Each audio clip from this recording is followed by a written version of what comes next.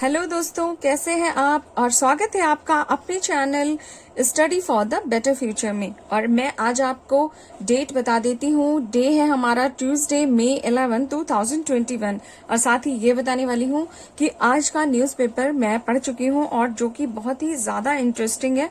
बहुत ही amazing facts आज आपको पता चलने वाले हैं। तो प्लीज पूरे वीडियो पे आप मेरे साथ बने रहिएगा। और ठीक है, अगर आपको कोई इमरजेंसी हो तो आप बीच में छोड़ के जा सकते हैं, पर वीडियो को डाउनलोड कर लीजिएगा और या फिर मेरे ब्लॉग पे जाइए जो कि जिसका एड्रेस है www.studyforthebetterfuture.online।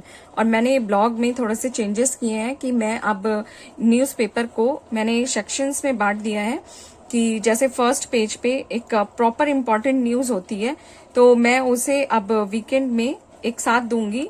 और फर्स्ट पेज की न्यूज का एक पूरा पेज होगा जिसपे सिर्फ फर्स्ट पेज की न्यूज होंगी और उसका लिंक होगा। देन सेकेंड पेज पे सिर्फ क्विज होंगी। थर्ड पेज पे द हिंदू का कॉम्प्रिहेंशन होगा जिसमें पूरे हफ्ते के कॉम्प्रिहेंशंस होंगे। तो आप उसे एक साथ भी लगा सकते हैं, सारे कॉम्प्रिहेंशंस को सॉल्व कर सकते हैं आपका जब आपको वीकेंड में टाइम मिले।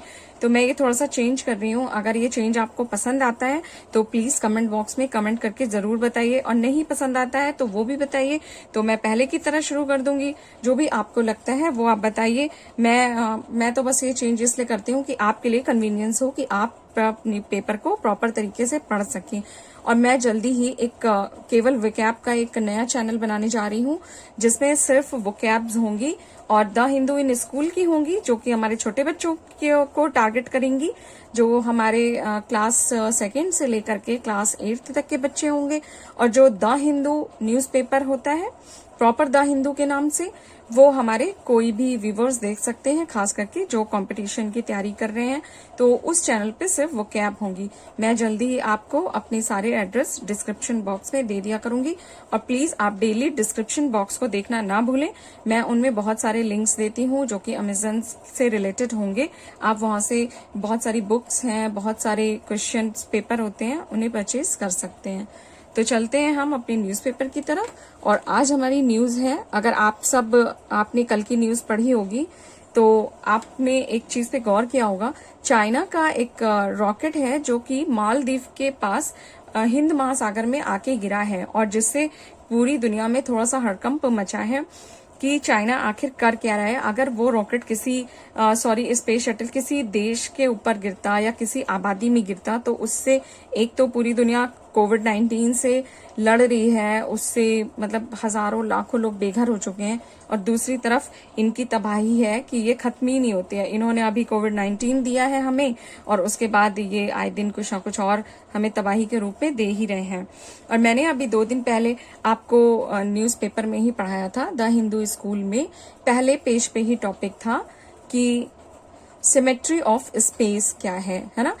स्पेस का कब्रिस्तान किसे कहते हैं, तो कुछ वही टॉपिक से रिलेटेड है। तो आज का पहला टॉपिक है what is space junk and why is it is a serious problem. तो स्पेस का कचरा क्या है और ये अब एक सीरियस प्रॉब्लम क्यों बनता जा रहा है।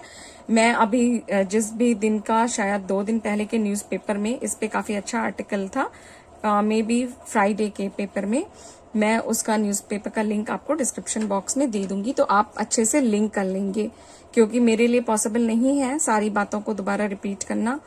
तो चलिए हम यहाँ पे शुरू करते हैं।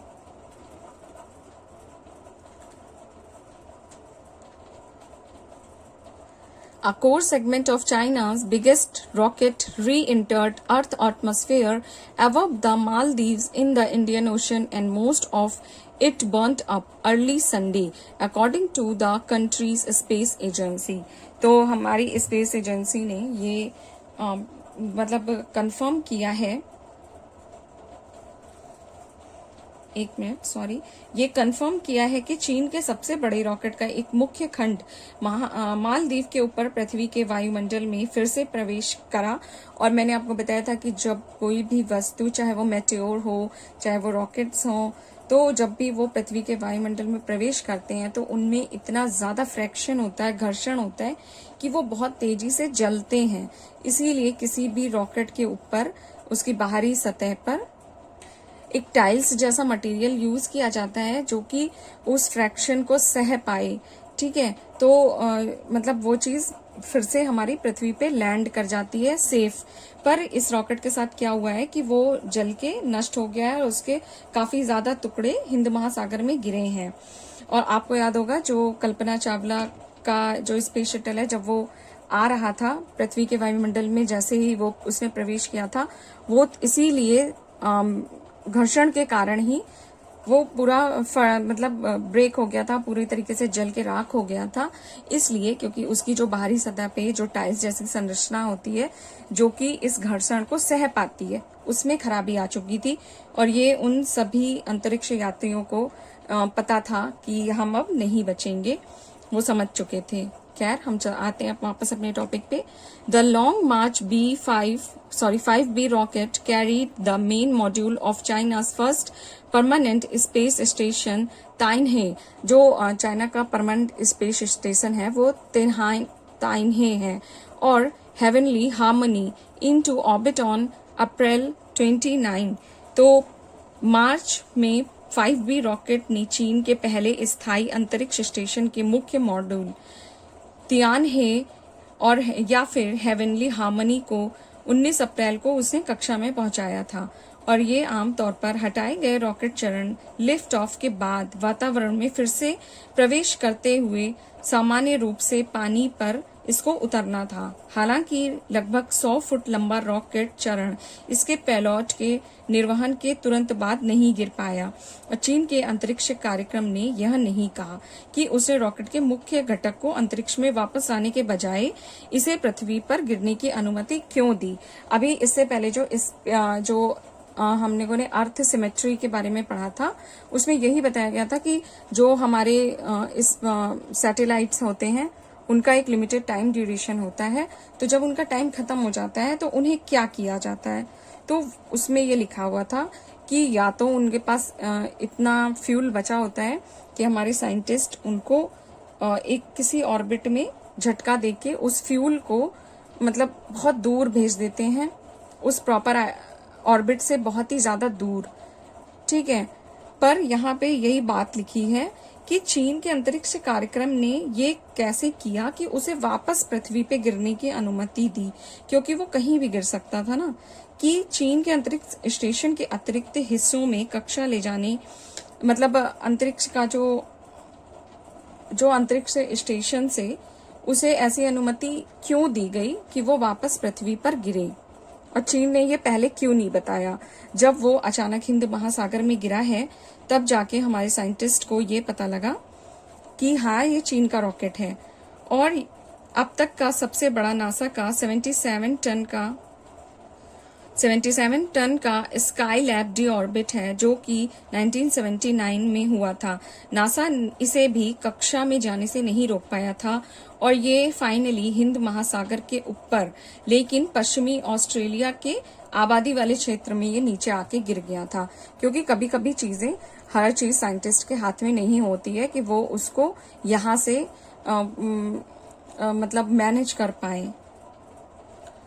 A number of satellite and space probes are launched every year, but not everything returns. तो हर साल स्पेस प्रोब और उपग्रह बहुत सारे लॉन्च किए जाते हैं, पर हमेशा ये सभी वापस लौट के नहीं आते हैं, और इस तरह अंतरिक्ष के मलबे या अंतरिक्ष कबाड़ बढ़ाने में योगदान देते हैं। जबकि उनमें से कुछ जैसे रॉकेट पार्ट्स पृथ्वी पर वापस आते हैं, और कई उनके हिस्से पृथ्वी पर अभी भी मतलब ऐसी जगह पे गिरते हैं जल के कि नहीं पता चलता है कि वो किस जगह पे गिरेंगे हमारी पृथ्वी पे, क्योंकि बहुत महासागर हैं तो वो कभी भी महासागर में गिर जाते हैं, फिर नहीं पता चलता है। इससे पता चलता है कि हम न केवल पृथ्वी बल्कि अंतरिक्ष को भी प्रदूषित कर चुके हैं पूरी तरीके से। और यहाँ पे बताया गया है कि व्हाट आर द रिस्क। तो रिस्क क्या है अगर हम अंतरिक्ष में भी कचरा फैला चुके हैं। इन ऑर्बिट रिस्क है सबसे बड़ा। तो यहाँ पे ऑर्बिट रिस्क में लिखा हुआ है कि object in low earth orbit travel at speed up 10 kilometre per second, first enough to cause significant damage to satellite, spacecraft, space walking astronaut and the rising number of space debris increase the potential danger to the space vehicle and especially towards with the human abroad the International Space Station for instance। तो जो in orbit है, हाँ, जो आपको मैं एक बात बता दूं यहाँ पे जिन्हें नहीं पता है, जो भी हमारे सैटेलाइट होते हैं वो 2 ऑर्बिट में भेजे जाते हैं। एक लो ऑर्बिट होती है, एक हाई ऑर्बिट होती है। तो इन ऑर्बिट्स में ही, लो ऑर्बिट में और हाई ऑर्बिट में ही हमारे सारे सैटेलाइट्स चक्कर काटते हैं, ठीक है। और अर्थ जो स्पेस स्टेशन है वो भी इन्हीं ऑर्बिट्स में सेटल्ड होता है। तो जो भी हमारे काम होते हैं वो इस ऑर्बिट में होते हैं। तो इसका मतलब जो भी हमारा कचरा फैलता है वो भी इन्हीं ऑर्बिट में होगा। और आपको ये बात पता होगी कि इन ऑर्बिट्स में इनकी जो स्पीड होती है वो साइंटिस्ट मेंटेन करते हैं, ठीक है। तो ये सब कुछ स्पेस में चक्कर लगा रहा होता है और चक्कर लगा रहा होता है।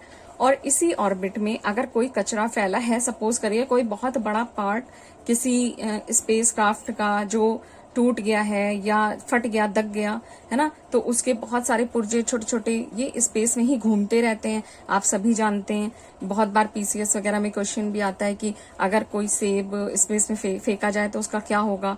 तो हम ऑप्शन चुनते हैं कि वो पूरे टाइम स्पेस में चक्कर काटता रहेगा, है ना। तो उसी तरह ये सब भी चक्कर काटते रहते हैं। तो ये उस ऑर्बिट में चक्कर काटती हुई चीजों से आके टकराएंगे। अब अगर वो एस्ट्रोनॉट्स है तो वो उनसे भी टकराएंगे। अगर कोई स्पेसक्राफ्ट है, कोई सैटेलाइट है, उससे टकरा के वो उसे डैमेज करेंगे। अगर कोई छोटा मोटा पेंच है, स्क्रू है, नट बोल्ट है, तो वो हो सकता है इतना बड़ा डैमेज नहीं करे। अगर वो किसी स्पेसक्राफ्ट का बहुत बड़ा पार्ट है तो फिर वो हो सकता है पूरी सैटेलाइट ही डैमेज कर दे। तो सबसे बड़ा सबसे बड़ा रिस्क ऑर्बिट में यही है। एंड फिर हमारा यहाँ पे अगला है डिब्राइज डेट री इंटर अर्थ।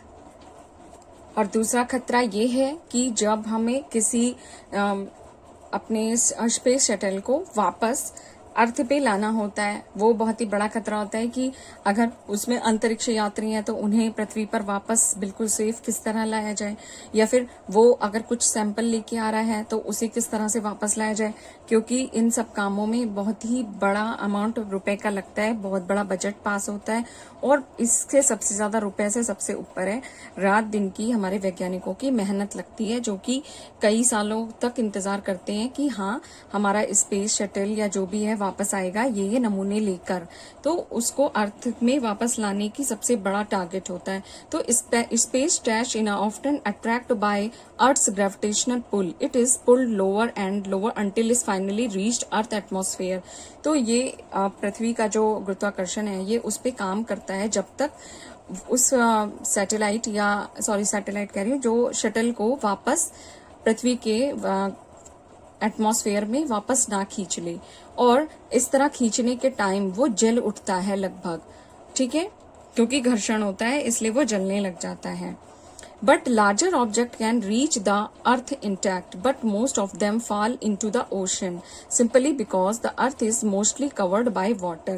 और इस तरह से उन्हें पानी में ही उतारा जाता है और ओशन में गिराया जाता है, क्योंकि वो किसी बड़ी आबादी को नुकसान ना पहुंचाएं। और इसलिए भी वो पानी में उतरते हैं या गिरते हैं क्योंकि हमारी पृथ्वी का बहुत बड़ा भाग महासागरों से घिरा हुआ है। According to the NASA website, an average of the catalog piece of debris has fallen back to earth each day over the last 50 year। यानी कि कोई ना कोई चीज पिछले 50 सालों से पृथ्वी पर आके जरूर गिरती है। ये नासा ने अपने एक वेबसाइट पे शो किया था। But there have not been any significant damage. People on Earth should avoid contact with the fallen debris such as rocket parts because the possible presence of hazardous chemical in them। और लोगों को, पृथ्वी के लोगों को इनसे बचा के रखा जाता है क्योंकि हो सकता है उसमें बहुत सारे ऐसे चीजें हों, केमिकल्स हों जो कि हमारे लिए खतरा हो। उसके बाद यहाँ पे एक छोटी सी क्विज दी है, आप इसको सॉल्व करिए। इसमें इस पूरे आर्टिकल से रिलेटेड क्वेश्चन दिए हुए हैं। मैंने कोशिश तो की है कि आप इस आर्टिकल को आपको अच्छे से समझा सकूं।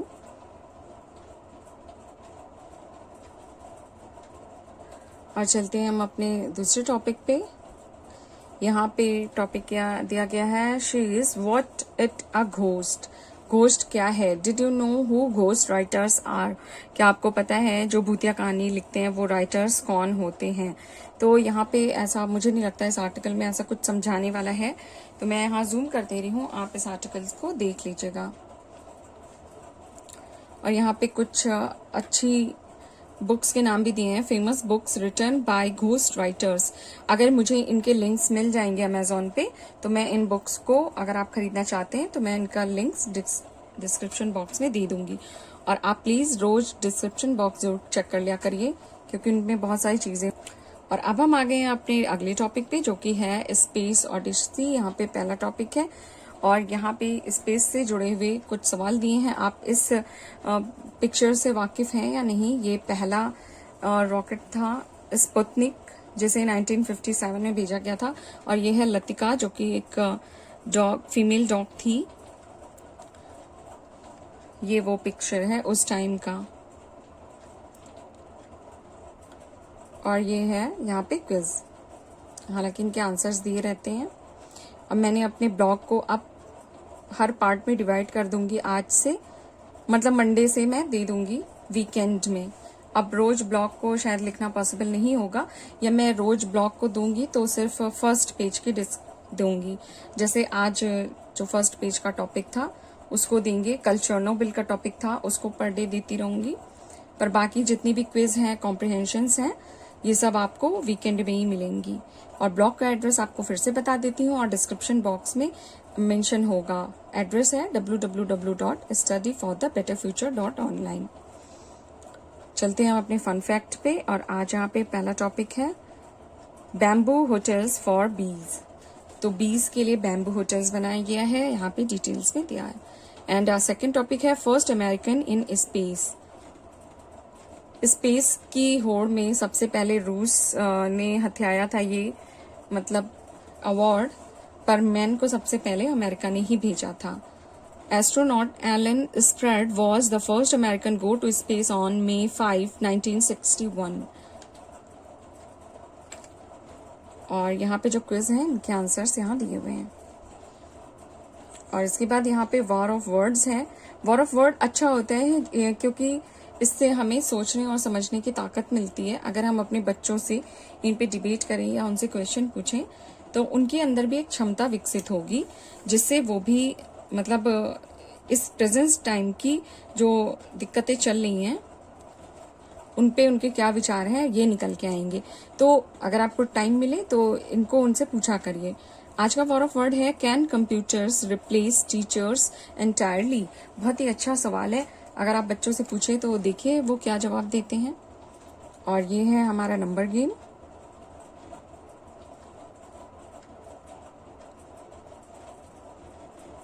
और इसके बाद हम चलते हैं, ये है the Hindu word of the day, और इसको प्रोनाउंसिएशन करेंगे मुलगिटॉनी। ये एक मुलगिटॉनी एक रिच सूप है जिसको पूर्वी भारत यानी नॉर्थ ईस्ट में अत्यधिक मसालेदार शोरबा कहते हैं। शोरबा मीन्स सूप होता है। This noun refers to a rich soup usually to chicken stock seasoned with curry. ये मतलब सूप है और बहुत ज्यादा मसालेदार होता है। और इसके बाद हमारी अपनी क्विज आ गई है दिस और डैट, जो हमारे प्रोनाउंसिएशन में एक ही जैसे होते हैं पर इनकी स्पेलिंग चेंज होने से इनका पूरा अर्थ ही बदल जाता है। तो आपको यहाँ पे 5 पॉइंट्स दिए गए हैं और यहाँ पे आपको चुनना है कि कौन सा सही शब्द इस्तेमाल होगा। ये 5 पॉइंट्स यहाँ पे दिए हुए हैं और ये इनके आंसर्स भी मेंशन है यहाँ पे। और अब हम आ गए हैं नेक्स्ट पेज पे, जहां ये पहली पिक्चर दी हुई है। Name the person picture in the model in the background. Clue football manager. 2 minute word search में आपको सर्च करना है। This easy search is on method of cooking. Spot 6 word. आपको कुकिंग से रिलेटेड मेथड चुनने हैं, जैसे बॉइलिंग, डीप फ्राइंग, बेक। ठीक है, इस तरह से आपको इस ग्रिड में से 6 कुकिंग के मेथड चार्ट लेने हैं। अब हम आ गए हैं अपने 3 मिनट फन रीड पे। और 3 मिनट फन रीड में आज यहाँ पे इंडिया का इंडिया ईस्टर्न मोस्ट स्टेट के बारे में दिया हुआ है और इसे नॉर्थ ईस्ट के भी नाम से हम जानते हैं। In additional to to Indian state, दो और स्टेट्स को मिला के, दो भारतीय राज्यों के अलावा अरुणाचल प्रदेश में भूटान, तिब्बत और म्यांमार भी इसकी बाउंड्री शेयर करते हैं और इसकी राजधानी है ईटानगर। अरुणाचल प्रदेश पहले असम का हिस्सा था और 1972 में ये केंद्र शासित प्रदेश बना यह और उसके बाद 1987 में इसे पूर्ण राज्य का दर्जा दिया गया। और इस क्षेत्र में पहाड़ी, घाटियां, पठार और लकीरों का बोलबाला है। ब्रह्मपुत्र राज्य के मध्य से बहने वाली प्रमुख नदी है और यह जगह जगह बड़े बड़े हिस्सों में इस नदी के द्वारा खेती करी जाती है और ये बहुत बड़ा चावल उत्पादन क्षेत्र में से भी एक है और ये कृषि के लिए बहुत ही उपयुक्त है, पर्यटन में बहुत ज्यादा मदद करता है और सबसे अधिक पूर्वी राज्य है अरुणाचल प्रदेश और यहाँ पे सूर्योदय होने पर सबसे पहली किरण पड़ती है, इसलिए इसका नाम अरुणाचल है। अरुण का उदय, इस वजह से इसे the land of the rising sun के नाम से भी जाना जाता है। हिंदी में भी इसका नाम है अरुणाचल। अरुण जो है सूर्य का पर्यायवाची शब्द है। और एक्टिविटी कॉर्नर में यहाँ 2 क्वेश्चन दिए हुए हैं, इनका आंसर आप फाइंड करिए। और इसके बाद हम आ गए हैं अनस्क्रैम्बल इन अ वर्ड पे और जब हम इन अल्फाबेट्स को अरेंज करेंगे तो हमारी स्पेलिंग बनेगी बैकग्राउंड, BACKGROUND, बैकग्राउंड। मीनिंग है the part of a picture, sense और design the forms are sitting for a main figure और ऑब्जेक्ट्स और appears furthest from the viewers, यानी किसी भी पिक्चर के पीछे का हिस्सा। और ये हम मोस्ट इम्पॉर्टेंट पार्ट पे आ गए हैं 2 मिनट कॉम्प्रिहेंशन पे। इसको रीड करिए। मैंने वर्ड वोकैबुलरी वाले वीडियो में इस पूरे पैराग्राफ से जो भी कठिन शब्द हैं उनकी मीनिंग्स वहां पे दे दी हैं।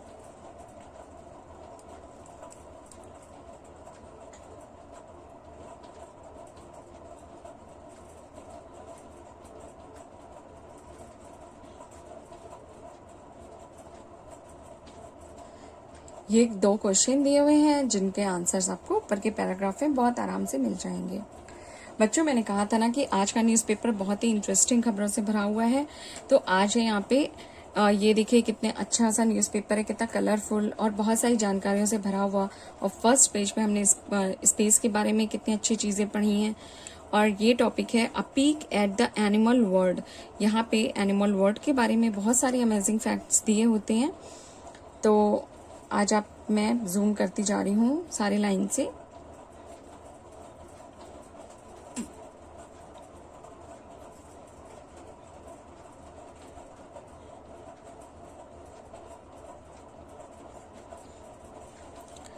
ये जिराफ के बारे में कितना अमेजिंग फैक्ट है कि वो बहुत ही कम पानी पीता है दिन भर में या फिर एक बार, क्योंकि उसके शरीर के पानी की कमी पेड़ पौधों की पत्तियों से ही पूरी हो जाती है।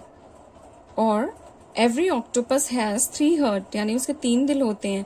2 hearts pump blood to its gills and 1 heart pump blood to the rest of the body, यानी दो दिल जो होते हैं उसके गिल्स को हार्ट पंप करते हैं और बचा एक दिल वो उसकी पूरी बॉडी को ब्लड को पंप करता है। और यहाँ पे है the Australian malleefowl, a bird builds a nest 5 metre height and 11 metre wide. ये जो बर्ड है ऑस्ट्रेलियन, ये 5 मीटर लंबी ऊंचाई का और 11 मीटर चौड़ाई का घोंसला बनाती है। मैं तो सोच भी नहीं सकती थी। और ये है cheetah are the only big cat that can turn in mid air while sprinting, यानी चीता एकमात्र बिग कैट है जो मतलब हवा में जब छलांग लगाता है तो उसी समय ये बीच हवा में ही वापस लौट भी सकता है। बहुत ही अमेजिंग फैक्ट है। और ये है tiger, despite not having ability to see well at night, tiger have night vision that is 6 times better than humans. तो वो रात में 6 गुना अच्छा देख सकता है ह्यूमन से। And koalas have fingerprints like ours. They are the only animal except primates, monkeys, apes, humans to have fingerprint. Cola के पास बिल्कुल इंसानों जैसे ही फिंगरप्रिंट होते हैं, जो कि सिर्फ मंकी या फिर ह्यूमंस के पास ही होते हैं. और ये है great Indian bustard. The heaviest flying bird is the king bustard of Africa. It weighs about 19 kg. ये 19 किलो की चिड़िया है, जो कि विश्व में सबसे भारी चिड़िया होती है, और इतनी भारी चिड़िया होने के बावजूद ये उड़ सकती है. ये एक ग्रेट इंडियन बस्टर्ड के ऊपर भी इससे पहले द हिंदू का वीडियो आया था कि ये हाई इलेक्ट्रिक लाइन की वजह से बहुत मर रही हैं, क्योंकि हैवी वेट होने के कारण बहुत ऊंची उड़ान नहीं भर पाती हैं और हाई टेंशन लाइन्स में आके, पावर लाइन में आके फंस के मर जा रही हैं. The fastest swimming bird in the world is the genito penguin. कल के न्यूज़पेपर में ये था, जेनेटो पेंगुइन्स विश्व की सबसे तेज तैरने वाली तैराक बर्ड्स हैं. और ये है spider tarantula. Spider can survive without food for more than 2 years. बहुत अच्छा, कितनी अमेजिंग फैक्ट्स है ना यहाँ पे. The world's top 5 smallest animal are chimp, dolphin, elephants, चियोपोडोज, crows. Some scientists also put sheep, parrots and dogs among 10 most intelligent animal. तो यहाँ पे जिन एनिमल्स का नाम दिया हुआ है, इन्हें साइंटिस्ट ने 10 मोस्ट इंटेलिजेंट एनिमल्स की लिस्ट में रखा है. And a rhino's home is not attached to its skull. It is actually a compact mass of hair and that continues to grow throughout the animal's lifetime. जो rhino का जो horn है, ये मतलब ये अटैच स्कल से नहीं होता है, बस ये इसके हेयर जो जैसे हमारे नेल्स वगैरह होते हैं बहुत हार्ड टिश्यूज के बने होते हैं, उसी तरह इसका हॉर्न भी बना हुआ होता है. और यहाँ पे एक्टिविटी है जो कि tell me why and how what. बहुत ही अच्छा कन्वर्सेशन यहाँ पे दिया हुआ है. फर्स्ट है, gold fish can loss their colour. क्या गोल्ड फिश का कलर लॉस भी हो सकता है? एंड आंसर है, gold fish is a kept in dim light. It's lost its color. Like human, they need sunlight to keep their pigment. तो ये pigments के कारण होता है और इसको मेंटेन रखने के लिए सनलाइट की जरूरत होती है. और दूसरा क्वेश्चन है, a cat can not taste sweetness. Okay, तो क्या कैट को स्वीटनेस का टेस्ट नहीं आता है? Answer, it does not have receptor for sweetness. ये ट्रू है, बिल्लियों को मीठे का स्वाद नहीं आता है. और थर्ड क्वेश्चन है, mosquito repellents do not repel. Answer है, they just block mosquitoes sensor so they do not realize that you are there. It is like you having a blocked nose and unable to smell anything. तो क्या mosquito हमें किस तरह से पहचानते हैं? वो हमें देखते नहीं हैं, बल्कि ये सच है कि वो हमें हमारी स्मेल से, अपने सेंसर से हम अपने मतलब इंसानों को सेंस कर लेते हैं कि हाँ यहाँ पे कोई इंसान है. और अगर जिस तरह से हमारी नाक को बंद कर दिया जाए तो हम ये नहीं पहचान पाएंगे कि कौन सी खुशबू आ रही है. उसी तरह अगर मॉस्किटो के सेंसर्स को हटा दिया जाए तो वो बिल्कुल नहीं समझ पाएंगे कि यहाँ पे इंसान है या नहीं है. देन अगला पॉइंट है, when a male penguins fall in love with a female penguin is search the beach of particular gift. What is it? तो ये यहाँ पे आंसर है, a perfect pebble. 6 July 22 is not happy day in the animal world. Okay. Answer है, it is celebrated in many countries as rat catchers day.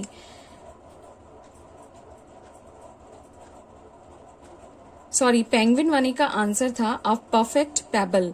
क्यों? Penguin अगर किसी बीच पे होगी तो वो फीमेल अपनी फीमेल फ्रेंड को क्या गिफ्ट देगी? अगर उसे प्यार हो जाए तो वो उसे देगी एक परफेक्ट पेबल. ठीक है. और 6 जुलाई 22 हैप्पी डे नहीं था एनिमल वर्ल्ड के लिए. क्यों? एनिमल डे के लिए हैप्पी डे मनाया जाता है, क्योंकि ये सेलिब्रेट करते हैं रैट कैचर्स डे। और यहाँ पे 7वां पॉइंट है, a cat can't climb head first down a tree. तो आंसर है, every claw on a cat's paw points the same way. A cat must back down to get down from a tree.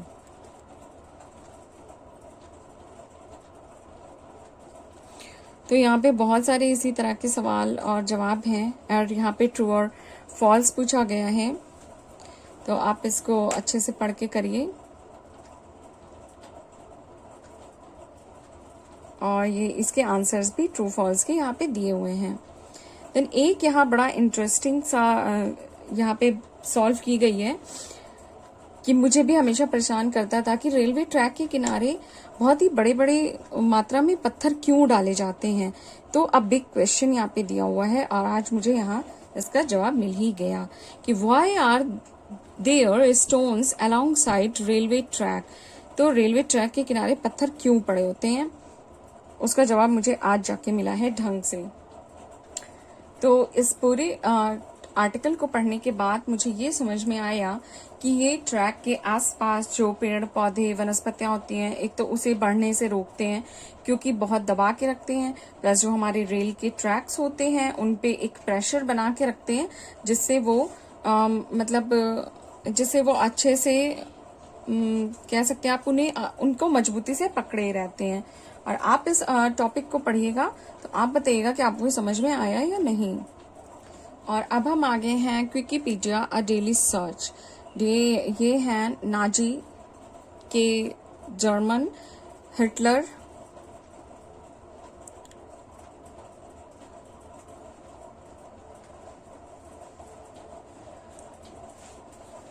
और इसके बाद हमारा यहाँ last word है Kyiv. Kyiv जो है कैपिटल है यूक्रेन की।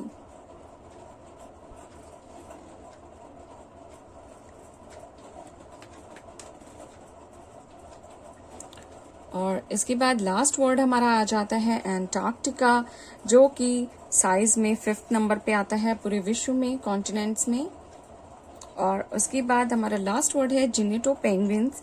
इसका जिक्र हम कई बार सुन रहे हैं, जो कि बहुत ही अच्छी तैराक होती है और ऐसी दिखती है क्योंकि ये खाने की तलाश में कई बार समुद्र में चक्कर लगाती है।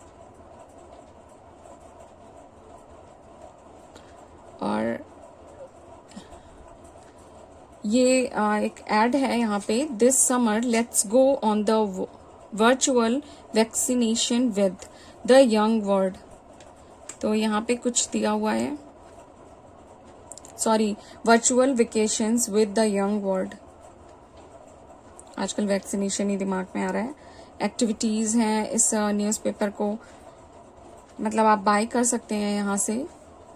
आप इस साइट पे विजिट करिए तो आपको बहुत सारी डिटेल्स मिल जाएंगी।